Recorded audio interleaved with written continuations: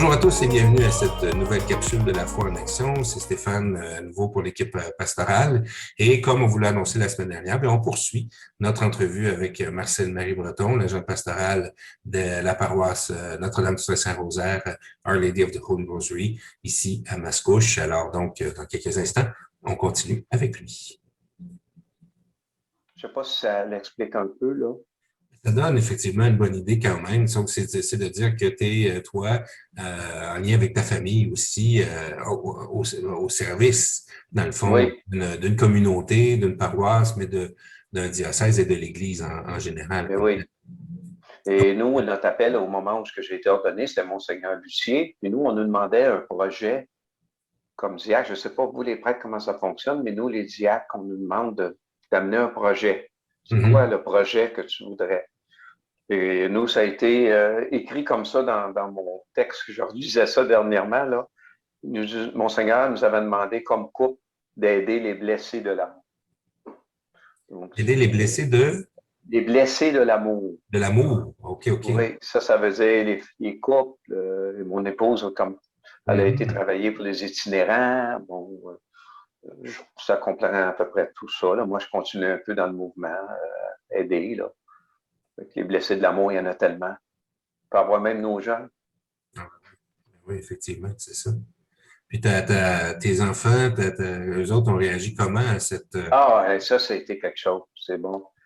Écoute, moi, je n'ai pas eu le temps, je ne vais pas vous faire un partage de 45 minutes, mais c'est sûr qu'à cause de mon passé, je n'ai pas beaucoup eu de contact avec mes enfants. Je me suis séparé jeune. Comme je vous dis, je n'ai pas vécu une vie comme mes parents m'avaient montré. Là.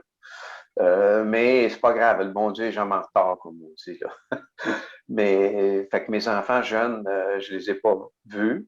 Mais j'ai recommencé en 92 à les revoir.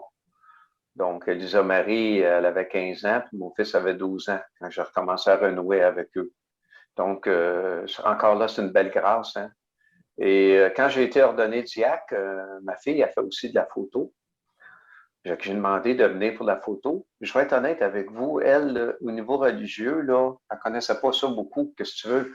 Notre génération à nous, je ne peux pas parler pour tout le monde, mais nous, comme j'ai parti 20 ans, elle ne pouvait pas le savoir. Hein, fait que elle ne l'a pas appris. Puis elle a suivi à l'école. Heureusement qu'il y avait l'école à ce moment-là. Fait que ma fille puis mon garçon, honnêtement, ils étaient surpris. Si je suis honnête avec vous, ils n'ont rien compris de l'ordination, je parle de la célébration.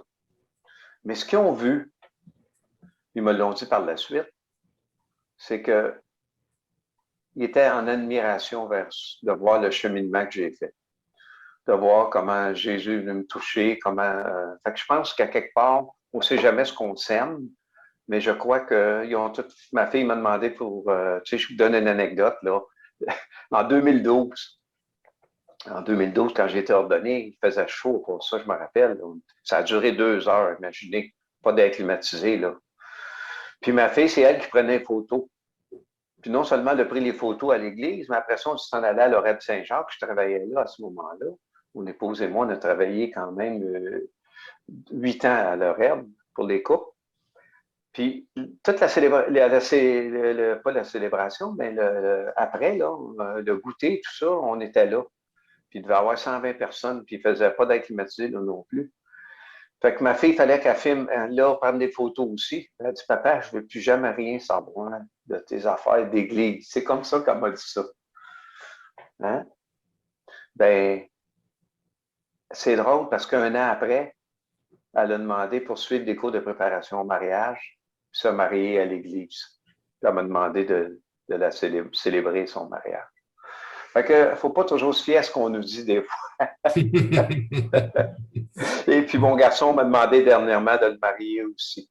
Fait que, C'est des beaux privilèges, ça, que tu peux vivre avec, justement, avec ta famille comme ça. Moi, je sais bien que comme prêtre, tu sais, oui, j'ai des cousins, des cousines, quelques personnes à qui, bon, j'ai assisté au mariage, aux funérailles ou autres, au baptême, mais toi, c'est tes propres enfants. C'est vraiment quelque chose de bien particulier là, que tu peux vivre avec eux. c'est de voir mon petit-fils Théo, Stéphane, qui a aujourd'hui, qui a 8 ans. quand je mets mon aube, là, il est venu à des baptêmes, le baptême de. Puis il était là. Puis il part au fond, il dit grand-papa. Fait que c'est de le voir, il ne sait pas comment. Tu sais, on voit qu'à l'intérieur du travail dans le cœur de chacun. Mais c'est de le voir, là, c'est comme si c'est son grand-père, là, il est quelqu'un d'autre, tu sais, là. C'est Mhm. drôle. C'est vraiment drôle. Il y a une autre étape, ou en tout cas un autre rôle que tu joues présentement quand même dans le diocèse, en lien avec ta foi, c'est l'école d'évangélisation Saint-André. Est-ce que tu as le goût est-ce que tu peux nous dire un peu ce que c'est que l'école Ouais. d'évangélisation comme telle? Je vais essayer de ne pas être trop long parce que c'est une autre de mes nouvelles passions, l'école. Euh, Et sinon, je vais on parler va brièvement. brièvement, puis sinon, on ira plus Oui, oui, oui. approfondément dans une autre capsule. Disons que c'est une école qui vient du Mexique, avec son fondateur qui s'appelle José Prado Flores. Ça a été fondé au Mexique en 1980. Et ici au Québec, la première session qu'on a vécue, je vais revenir à vous dire c'est quoi exactement. Là. Juste vous dire que la première session qui est venue au Québec, c'est par Monseigneur Lacroix, qui était prêtre à ce moment-là à Québec, à la Maison du Renouveau. Moi, j'ai vécu ma première session qui s'appelait Vie nouvelle en avril 2007. Donc, c'est arrivé au Québec en 2007. Je n'avais aucune idée c'était quoi cette école-là. Au début, on appelait ça les 3 K de Kérigme, Charisma et Konoya. Il faut que j'élimine les détails. Là.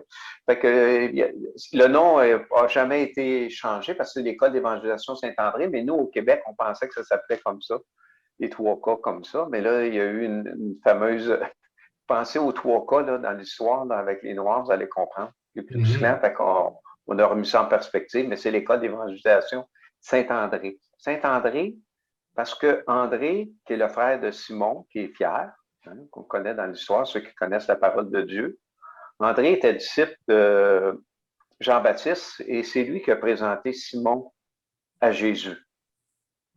Donc, André n'est pas tellement connu, hein, à part de ceux qui font de la construction, ils travaillent beaucoup avec les croix Saint-André.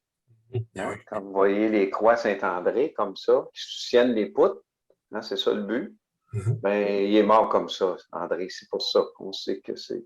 André, ben, moi, j'ai cherché à comprendre les croix Saint-André. C'est drôle, ben, depuis que je suis dans l'école, je ne vois plus les croix Saint-André de la même façon. Mais Effectivement. c'est ça. Donc, André, c'est ça. Pourquoi Pépé Prêtre de Florès a pris ce nom-là? Parce que chacune d'entre nous doit présenter quelqu'un à Jésus. C'est pour ça que l'école a été formée comme ça. Et donc, c'est arrivé au Québec en 2007. Et moi, j'ai suivi une session, 2 sessions, 3 sessions. Et puis, peut-être dans une autre capsule, je vous expliquerai toute la démarche vraiment spéciale de qu'est-ce qui est arrivé, comment ça se fait que c'est venu au diocèse. Puis, depuis 2007, on est au diocèse de Joliette. Ça va faire 14 ans, hein, c'est ça, 2007. C'est pas beaucoup connu. Puis, il y a eu la pandémie. On a donné plusieurs sessions. À ce moment-là, mon épouse et moi, on travaillait à Lorette Saint-Jacques. On a donné je ne sais pas combien de sessions là, sur l'école. Mais le but de l'école, c'est, moi, je dirais, toute personne qui est intéressée à apprendre notre foi chrétienne et à vivre. On travaille beaucoup avec les 5 sens. On travaille avec des dynamiques. On travaille avec chantant. Il y a tout le toucher, l'odorat, tous les sens. C'est une école assez spéciale. Mais je vous inviterai dans une autre capsule, là, on ira plus en détail. Mais Effectivement, on va pouvoir s'attarder un petit peu plus là-dessus en prenant le temps de présenter l'école donc dans une prochaine capsule. Anne-Marie, si tu veux bien, on va déjà arriver presque à la conclusion. J'ai une euh, dernière question que j'aimerais oui, te poser qui nous vient en fait parce que j'avais lancé l'invitation aux autres membres du personnel à nous envoyer des questions en lien avec l'entrevue d'aujourd'hui. Alors donc, je te pose la question qui nous vient de quelqu'un qui est d'un membre du personnel. Donc, en regardant vers l'avenir, quels seraient tes souhaits, tes rêves pour notre Église au Québec, tout d'abord, mais plus spécifiquement, donc aussi à Mascouche, dans le diocèse, mais à Mascouche aussi. c'est sûr que le plus grand rêve que je porte, ça commence par mes enfants, c'est certain, puis c'est en lien. Hein, tous les enfants, puis toutes les personnes, c'est faire la rencontre de Jésus-Christ. c'est clair. Vous allez me dire comment on fait ça, là. Dans une autre capsule, je vous donnerai les détails. Vous avez entendu un peu parler, moi, comment c'est arrivé, mais c'est pas tout le monde. Je suis très conscient que Dieu se manifeste de toutes les manières. Euh, mais si je parle de mon expérience que j'ai vécue depuis les 6 dernières années, on pourrait dire 5 à cause de l'année de la pandémie, là, ça a été plus tranquille un peu, mais mon vœu, là, c'est donner le goût de Jésus-Christ à autant à nos paroissiens, nos aînés, nos jeunes. Mais comme j'étais agent pastoral, que je travaillais beaucoup avec les jeunes de 8 ans à aller jusqu'à 18 ans, là, à peu près, ben, mon avenir pour l'Église, c'est de jamais désespérer, puis d'être créatif. Peut-être que mon rêve, ce serait qu'on sorte de nos structures pour être capable d'aller vers nos jeunes. Souvent, j'entends, puis moi, j'étais un de là, bien sûr, comment on peut faire pour les ramener à l'Église? Ma question aujourd'hui, en 2021, ce serait comment on peut faire pour leur faire connaître Jésus-Christ? Par la suite, ils décideront s'ils veulent venir à l'Église ou autre. Et je suis convaincu que quand on chemine, c'est comme l'amour, hein? Quand tu tombes en amour, tout le reste change. Tout le reste change. Je pense que c'est plus un devoir aujourd'hui. Je veux juste terminer en disant, Stéphane, que ce que j'ai appris dans une retraite avec le Père Jacques, il disait que dans la spiritualité, il y a 3 étapes. Il y a le besoin, il y a le devoir, puis il y a le désir. Fait que souvent dans notre vie, ben, peut-être comme agent pastoral, j'ai été par devoir. Hein? Faut que je le fasse, c'est ma job. Et puis en disant toujours qu'ils ont besoin de rencontrer Jésus-Christ. Mais je pense que l'avenir allait être plus sur le désir. Est-ce que moi, en premier lieu, comme agent pastoral, je le désire? Et par la suite, oui. Mais à ce moment-là, je vais essayer qu'il y ait le désir, avec des moyens bien simples et bien humbles de ce qu'on a. Mais moi, c'est mon avenir, j'y crois. Souvent, j'entends ce qui sont nos jeunes, ils sont là. Ils attendent qu'on les rencontre pour leur faire connaître Jésus-Christ. C'est tout le défi qu'on a. Je n'ai pas la recette magique, mais je crois que c'est vers ça que, autant dans nos paroisses de Mascouche, on a un beau bassin de jeunes, parce qu'on a des jeunes familles. Je pense que le défi est là. Mais le grand, grand défi pour nous, je m'inclus là-dedans, c'est comment sortir de nos structures. Continuons de prier l'Esprit Saint pour qu'il puisse nous guider. Hein? C'est ce qu'on peut faire pour nous aider à sortir de ces structures parfois difficiles à gérer. Continuons de prier aussi pour qu'il nous donne les moyens de trouver la façon de faire découvrir le Christ à tout le monde, puis leur donner ce désir de vouloir s'épanouir dans la foi. Ben, écoute, merci beaucoup, Marcel-Marie, de ton ouverture, de ta disponibilité, de ta générosité. À travers toutes les autres capsules qu'on a faites, surtout celle du carême comme telle, qu'on a fait ensemble, hein, tu avais déjà partagé quand même plusieurs de ces éléments-là.